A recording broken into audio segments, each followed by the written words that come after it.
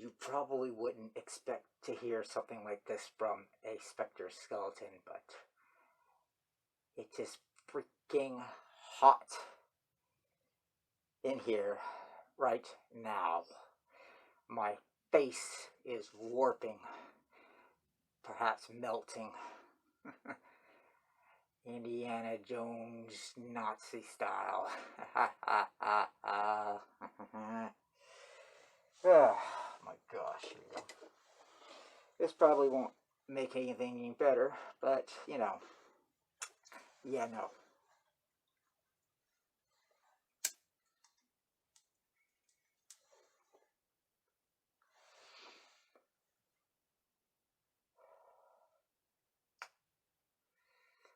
Those of us here at InVain Site were having discussion earlier about this whole thing still. Yes, we've come to a decision of what generally we're going to stick to, but that still really doesn't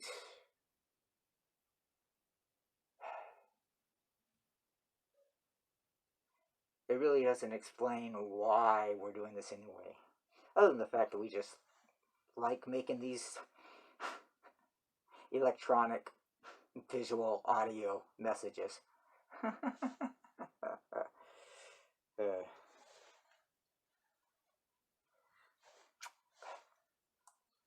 Telling you, melting.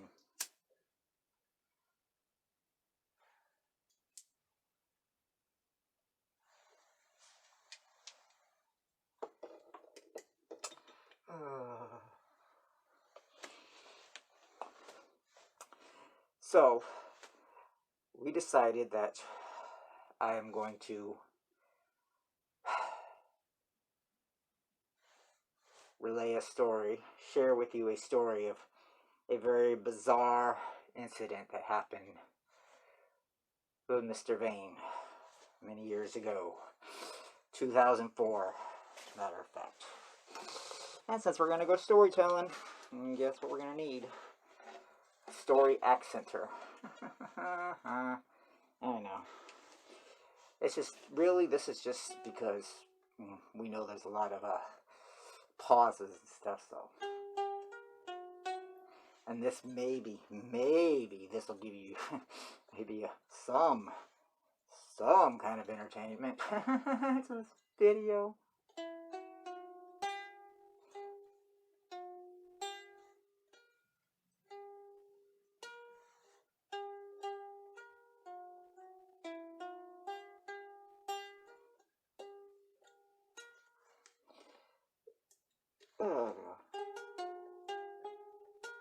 Ah, got it. I know.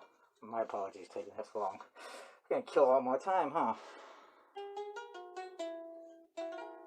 Alright, I'll try to just skip through this as rapidly as possible because you know us, we don't like to take any more time than we need to, even though we do waste no time when it comes to killing time, and we kill a lot of time with a lot of nonsense. Do we not? Yes, we do. Towards the end of the summer and into the fall of 2004, Mr. Vane worked for a local amusement park out here in Riverside, California. Yay! And if you're from around here, you probably know which park that is. It's, you know, got a castle. That should be enough. I should have checked it. Anyway, Mr. Vane wasn't working there for very long. He only actually worked there for about 3 months or so. Yeah, just a little over 3 months. He was just taking the jobs, you know, because when he was trying to do acting and stuff, trying to get on things, you know, whatever. It's a little extra side job. He was a ride operator, at least a limited ride operator, being that he worked there for such a short period of time. He didn't become a well-rounded. That's not important. What is important is the story right here. After about a month or so, Mr. Vane was working for the first and only time as a passenger loader unloader for the log flume of the park. You know, amusement parks love their log flumes. Anyway, Mr. Vane was in charge, of course, as mentioned, of loading and unloading passengers, mostly loading.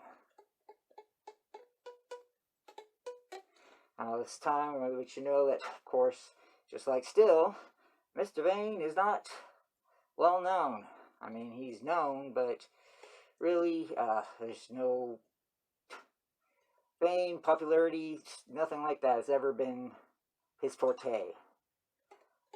Which is kind of bizarre considering that he always finds himself in entertainment type positions. DJ, music, acting, YouTube. But he'll, no matter what, all that, despite all that, he still, nobody knows who he is. That's okay. Mr. Vane does not care. I mean, he cares a little, but despite someone being named Vane, he's not a very big self-promoter. He doesn't like conceit. He's actually pretty humble, despite being called Vane. We'll get into that some other time. So, this day, when Mr. Vane was the loader for the log flume, he, of course, got to interact with all the park guests who came to ride the log ride.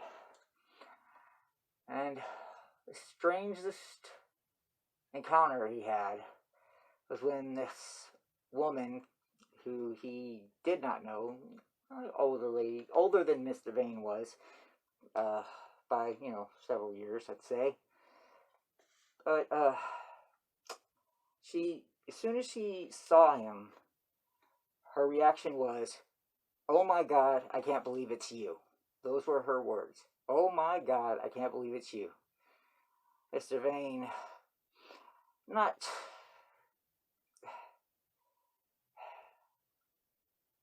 knowing for sure exactly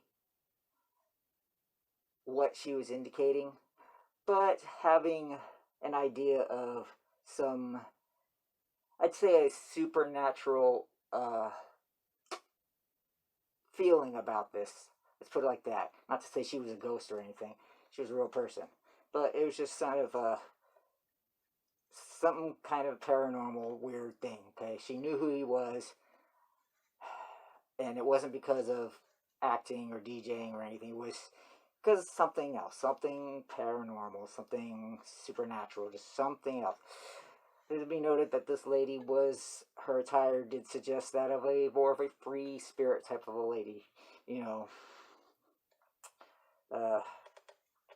in kind of garments, a lot of necklaces, bracelets, rings, charms, things like that. Spiritual. You could definitely tell she was spiritual. She came up to Mr. Vane. She even asked him if she could have a hug from Mr. Vane.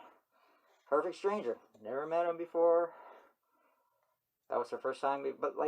But she behaved as if she was meeting a celebrity of some sort.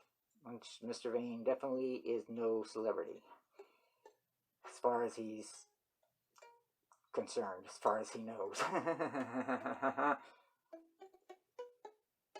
So, okay. Well, then, you know, finally gets her on the ride. This lady, she couldn't stop, you know, smiling and gawking back at Mr. Vane till she was out of sight of him. Okay, and Mr. Vane was, whatever. Nice.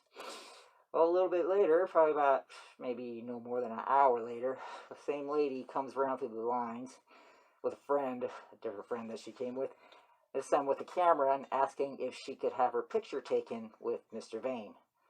Of course, Mr. Vane obliged, and, you know, her friend took the picture of them too, you know, and this was, you know, when they were actually using cameras, you know, before camera phones were really a thing. Okay, they were starting to be a thing, but, you know, they were still expensive, and people were still generally using cameras with film. It was on its way out, but that's where it was. So she, yeah, actually felt the need to go back through the line, bring in a camera, bring her friend, wasting a frame of film so she could take a picture of herself with Mr. Vane. And that was the last time Mr. Vane ever saw her, heard from her, or anything like that. Now, this isn't the first time some strange conversation has happened with Mr. Vane. He has had them before. But typically they were with people that he knew, had some history with, even if a limited, but he did have some history. This was the first time that a complete stranger came up and had a conversation that was so bizarre to him, but at the same time, it was a conversation that he had had before in certain respects. That's why we do these videos, because we have no idea why we're doing them.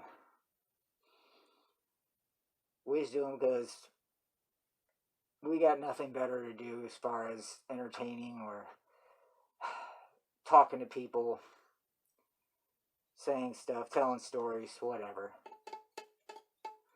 So I'm going to be quitting on this one right now. That way I'm sure this has gone quite long enough, and I do want to perhaps do one more before we end this tonight.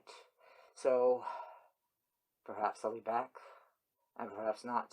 Be either way, I will be back, but maybe not right now. Either way, I'm leaving now. Don't be a minion.